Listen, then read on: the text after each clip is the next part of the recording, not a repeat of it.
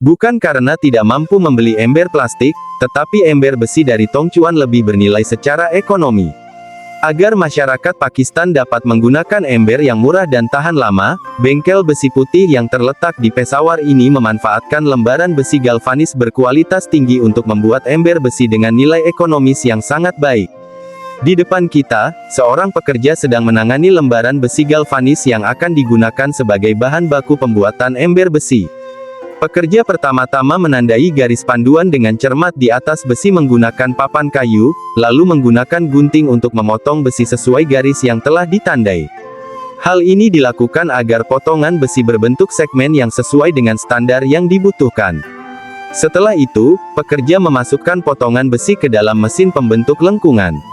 Dengan bantuan roll mesin tersebut, besi dilengkungkan hingga membentuk kurva tertentu agar nantinya dapat dengan mudah dirangkai menjadi bentuk tabung ember.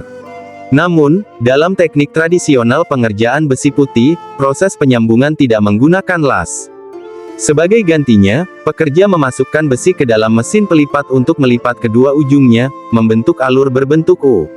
Alur ini memungkinkan dua potongan besi dapat disatukan dengan metode kaitan tanpa perlu dilas. Agar sambungan besi lebih kuat, pekerja juga menambahkan kain pada bagian sambungan di dasar ember. Setelah struktur ember terbentuk, pekerja kemudian memasukkannya ke dalam mesin penggulung, di mana bagian atas ember digulung dan dibentuk untuk menghasilkan alur lipatan yang khas. Selanjutnya, pekerja memotong batang baja dengan panjang yang sesuai, lalu membengkokkannya menjadi lingkaran dengan mesin pembentuk lengkungan.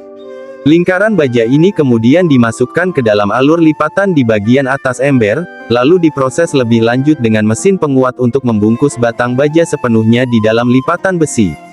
Proses ini bertujuan untuk meningkatkan kekuatan struktur ember. Bagian dasar ember juga dibuat dengan metode kaitan.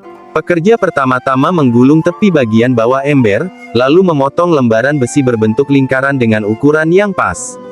Lembaran ini kemudian dimasukkan ke dalam mesin penggulung untuk membentuk tepi yang sesuai. Setelah itu, bagian dasar ember dipasangkan ke badan ember, dan dengan bantuan palu kecil, tepi besi yang sudah digulung dikaitkan dengan kuat ke badan ember. Jangan anggap proses ini mudah, diperlukan keterampilan tinggi dari pekerja untuk memastikan setiap bagian terpasang dengan sempurna. Setelah dasar ember dipasang, agar lebih tahan terhadap gesekan dan lebih awet, pekerja menambahkan cincin besi di bagian bawah ember dengan menggunakan paku rivet. Ini tidak hanya melindungi dasar ember dari kontak langsung dengan lantai, tetapi juga membuat bentuk ember lebih menarik. Namun, ember yang telah dibuat ini belum sepenuhnya siap digunakan. Langkah berikutnya adalah membuat pegangan ember.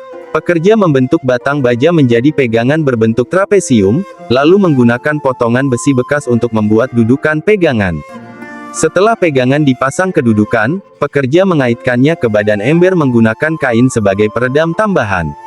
Ini tidak hanya memperkuat struktur bagian atas ember, tetapi juga membuat tampilannya lebih estetis dan seimbang. Setelah kedua pegangan terpasang, langkah terakhir adalah mengoleskan lapisan kapur di sepanjang sambungan besi untuk mencegah kebocoran air selama penggunaan.